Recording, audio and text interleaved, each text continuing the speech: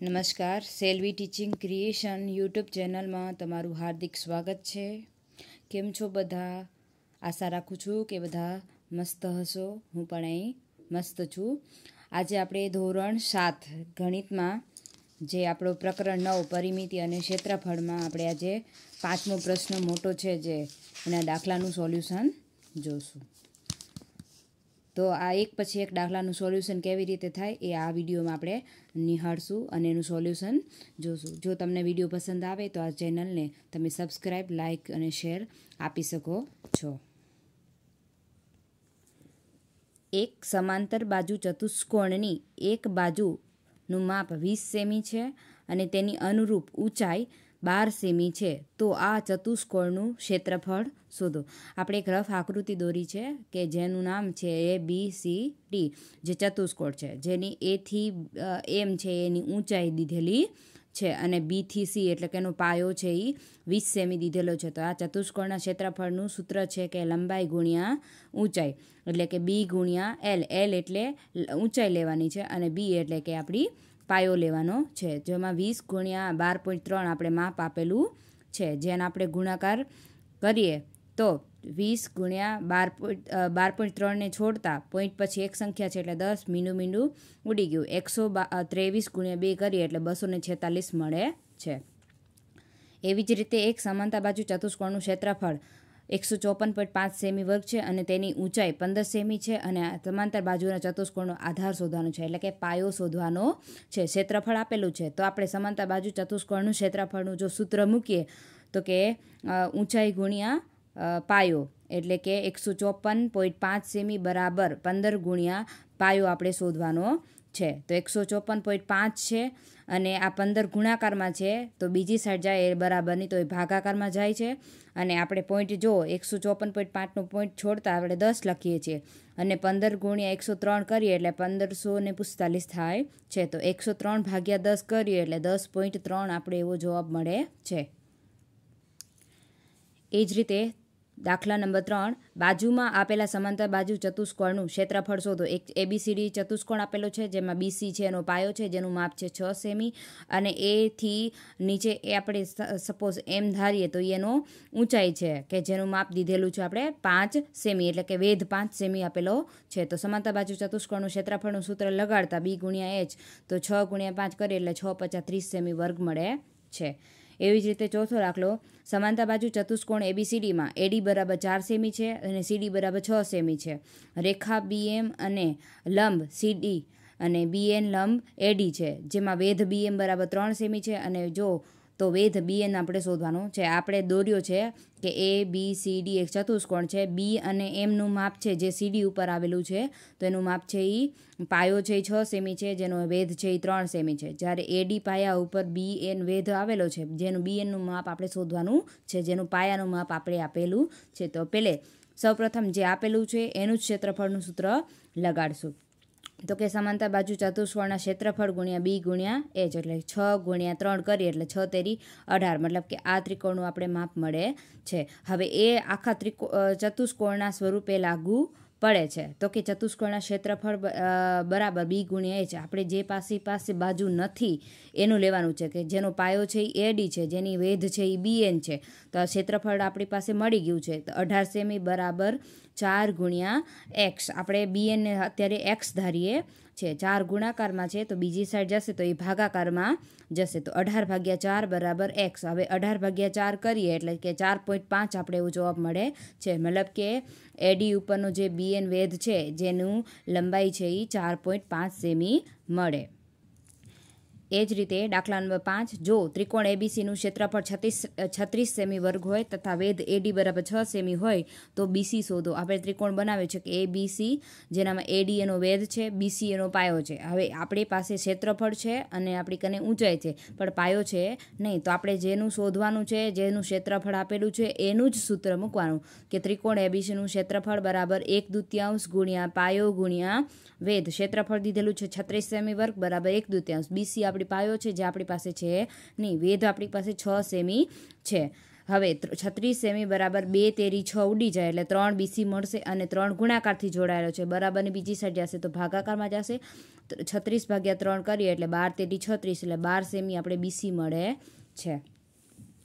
એવી જ રીતે છઠ્ઠો દાખલો કે ત્રિકોણ XYZમાં YZ બરાબર 4 સેમી, વેધ છે જે XM દીધેલું છે જેનું માપ છે 5 સેમી અને વેધ છે YN બરાબર 2.5 સેમી હોય તો XZ શોધવાનું છે. આ XYZ આપણો ત્રિકોણ છે, YZ એનો પાયો છે, YZનું માપ દીધેલું છે 4 સેમી અને એના ઉપર જે વેધ આવેલું છે એ X અને M છે અને X અને Z પાયો છે જેના ઉપર Y અને N નામનો વેધ આવેલો છે જેનું માપ દીધેલું છે.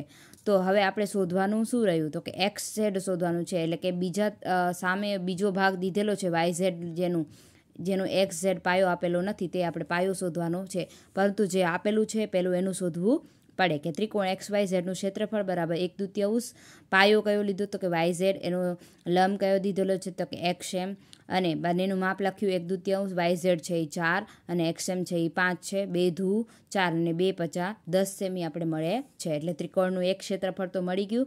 તો આપણે ત્રિકોણનું ક્ષેત્રફળ બરાબર 1/2 પાયો ગુણ્યા વેધ. હવે જેનું નથી એનું શોધવા માંડવાનું છે તો કે 1/10 ક્ષેત્રફળ આપેલું છે, પાયો 1/2 છે અને XZ છે એ આપણો પાયો છે જે આપણી પાસે છે નહીં અને 2.5 છે એ આપણે એનો વેધ આપેલો છે. તો હવે આપણે 2.5 છે એ 2.5 એકા 2.5 છેદમાં 2 છે, 2 છે એ ભાગાકારમાં છે, બીજી તરફ જશે તો એ ગુણાકારમાં જશે તો 10 ધૂ 20 બરાબર 2.5 ગુણ્યા XZ થશે. હવે 2.5 છેદનો છેદ હંમેશા અંશમાં જાય, જો આપણે પોઈન્ટ છોડીએ તો 20 ગુણ્યા 10 ભાગ્યા 25 કરાય તો 20 ગુણ્યા 10 એટલે 200 ભાગ્યા 25 બરાબર XZ તો 25 8 200 થાય એટલે XZ બરાબર આપણે 8 મળે છે.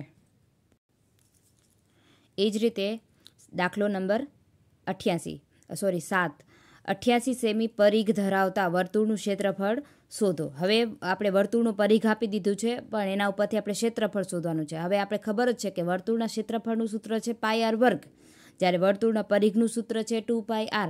હવે આપણી પાસે પરિઘ હોય તો એના ઉપરથી આપણે કઈ વસ્તુ શોધીએ કે જેનાથી આપણે વર્તુળનું ક્ષેત્રફળ મળે તો હવે વર્તુળના પરિઘનું સૂત્ર છે 2πr. હવે ખબર છે કે પાઈની કિંમત આપણી પાસે છે, પરિઘ છે પણ r છે નહીં તો વર્તુળના પરિઘ ઉપરથી આપણે ત્રિજ્યા શોધી શકીએ અને જો ત્રિજ્યા મળી જાય તો વર્તુળનું ક્ષેત્રફળ ઇઝીલી શોધાઈ જાય. એટલે કે વર્તુળનું પરિઘ બરાબર 2πr. 88 સેમી બરાબર 2 ગુણ્યા 22 ગુણ્યા r.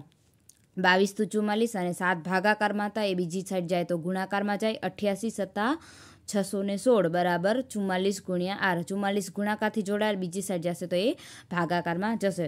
જો તમને દાખલાને ઉડાડતા ન આવડે તો પાછળની સંખ્યા જો બેકી સંખ્યા હોય તો આપણે અડધા અડધા કરીને પણ તરત જ ઉડાડી શકીએ. 616ના અડધા કરો એટલે કે થાય 308. એવી રીતે 44ના અડધા થાય 22. 22ના 2 ભાગ પડો તો 11 ધૂ 22. એવી રીતે 308ના 2 ભાગ કરો તો 154 ધૂ 308. 2 ઉડી જાય તો તમને કેટલા મળે 154 છેદમાં 11. હવે 154 ભાગ્યા 11 કરીએ એટલે 11 ગુણ્યા 14 થાય એટલે 154 મળે. અહીંયા 2 રીત બતાવેલી છે. હવે આપણે ત્રિજ્યા મળી ગઈ કે 14 મળે છે તો એના ઉપરથી આપણે વર્તુળનું ક્ષેત્રફળ મૂકીએ કે πr વર્ગ બરાબર 22/7 ગુણ્યા r. ત્રિજ્યા મળી આપણે 14 ગુણ્યા 14. 7 ધૂ 14, 22 ધૂ 44, 44 ગુણ્યા 14 કરીએ એટલે 616 સેમી વર્ગ મળે છે. એવી જ રીતે દાખલા નંબર 8, એક વર્તુળાકાર નળીની ત્રિજ્યા 10 સેમી છે તો આ નળીની આસપાસ એક આંટો વીંટળાવવાનો છે તો કેટલી લંબાઈની પટ્ટી જોઈશે. આંટો વીંટળાવવો એટલે કે પરિઘ જે બારનો એરિયા છે જેના માટે પાઈની કિંમત આપણે 3.14 લેવાની છે. તો વર્તુળનું પરિઘનું સૂત્ર જ લગાડશું કેમ કે આપણે બારનો ભાગ શોધવાનો છે તો કે 2πr જેમાં r એટલે 10 સેમી દીધી, પાઈ એટલે 3.14 લેવાના છે તો 2 ગુણ્યા 3.14 ગુણ્યા 10. હવે 3.14ને આપણે શોધી છૂટા પાડીએ તો 10 ધૂ 20 ગુણ્યા 314 છેદમાં 100. હવે 0 0 ઉડી ગયા તો 628 ભાગ્યા 10 મળશે. હવે પોઈન્ટ પછી એક સંખ્યા મુકાઈ જાય એટલે કે 62.8 જેવી મળે છે. જો તમને ઉડાડવું ના હોય તો પોઈન્ટ પછી 2 સંખ્યા મૂકી દેવી. દાખલા નંબર 9. એક જ કેન્દ્ર ધરાવતા બે વર્તુળોનો વ્યાસ છે. એકનું વ્યાસ છે 20 સેમી અને બીજાનો વ્યાસ છે 8 સેમી. એટલે કે નાના વર્તુળનો વ્યાસ છે એ 8 સેમી છે અને મોટા વર્તુળનો વ્યાસ છે એ 20 સેમી છે. તો બંને વર્તુળો વચ્ચેની જગ્યા એટલે કે અંદર આ વટલો ભાગ શોધવાનો છે. વટલો ભાગ એટલે આપણે આ ભાગ શોધવાનો છે કે એ પૈણાનો વાળો ભાગ હશે કેટલો હશે. તો આપણે સપોઝ પહેલાં લખી લઈએ કે મોટા વર્તુળની ત્રિજ્યા આપણે વ્યાસ આપેલો છે તો વ્યાસમાંથી આપણે ત્રિજ્યામાં પહેલે કન્વર્ટ કરી લઈએ કે વ્યાસ ભાગ્યા 2 કરીએ એટલે ત્રિજ્યા મળે તો 20 ભાગ્યા 2 કરો એટલે 10 દુ 20 થાય. અને નાના વર્તુળની ત્રિજ્યા પણ એમ જ કે 8D માંથી 8D એટલે કે વ્યાસ ભાગ્યા 2 કરીએ એટલે 8 ભાગ્યા 2 કરીએ એટલે 4 મળે છે. એટલે મોટા વર્તુળની ત્રિજ્યા અને નાના વર્તુળની ત્રિજ્યાને અલગથી આપણે શોધી લઈએ કે મોટા વર્તુળનું ક્ષેત્રફળ અને નાના વર્તુળનું ક્ષેત્રફળ πr² એટલે પહેલાંના મોટા વર્તુળને કેપિટલ R દેવાનો અને નાના વર્તુળને સ્મોલ r દેવાનું. 3.14 ગુણ્યા 10 કરીએ એટલે 10 × 100 100 કરીએ પોઈટાને છોડે તો 100 નીકળી જાય એટલે ખાલી 314 મળે છે. એવી જ રીતે નાના વર્તુળનું ક્ષેત્રફળમાં પણ એવી જ રીતે 3.14 ગુણ્યા 4 × 4 4 ચોક 16 3.14 ગુણ્યા 16 કરીએ એટલે 50.24 આપણે જવાબ મળે છે. હવે આપણે ભાગ છે ને એ મોટા વર્તુળમાંથી નાના વર્તુળને ભાગ કાઢવાનો છે. કેમ કે આપણે રિંગ શોધવાની છે. તો મોટા વર્તુળનું ક્ષેત્રફળ માઇનસ નાના વર્તુળનું ક્ષેત્રફળ 314માંથી 50.24 જાય એટલે 263.76 એવો જવાબ મળે છે. એ જ રીતે દાખલા નંબર 10. 21 સેમી ત્રિજ્યાવાળા પૈડાને 1320 સેમી અંતર કાપવા માટે કેટલા આંટા ફરવા પડે એટલે ગોળ આંટો મારવાનો છે. તો આપણે પાસે ત્રિજ્યા છે કે પૈડાની ત્રિજ્યા છે એ 21 સેમી છે. ધારો કે આપણે પૈડાઓને આંટા મારે છે આપણે એને n સંખ્યા વડે ધારીએ છીએ. હવે તો n એટલે કે આપણે પૈડું છે એક આંટો મારે એટલે 12થી આંટો મારે છે એટલે એનું પરિઘ કહેવાય. તો આંટા મારે એના સાથે આપણે એનું ગુણાકાર કરીએ અને કેટલું અંતર કાપશે તો કે 1320 સેમી જેટલું અંતર કાપે છે. તો n ગુણ્યા પૈડાનું પરિઘ છે 2πr બરાબર 1320. પાઈ એટલે 22/7 r એટલે 21 અને 1320 7 તેરી 21 2 તેરી 6 6 ગુણ્યા 22 એટલે 132 બરાબર 1320. હવે 132 ગુણાકારથી જોડાયેલા છે બરાબર બીજી સાઈડે તો ભાગાકારમાં જાય 132 એકા 132 અને પાછો 0 ઉમેરી દે એટલે n એટલે 10 આંટા પૂરા કરે છે. જો પૈડાનું પરિઘ શું કામ લેવામાં આવ્યું કેમ કે એક આંટો મારે તો એ પરિઘના આધારે ગોળ ફરે છે.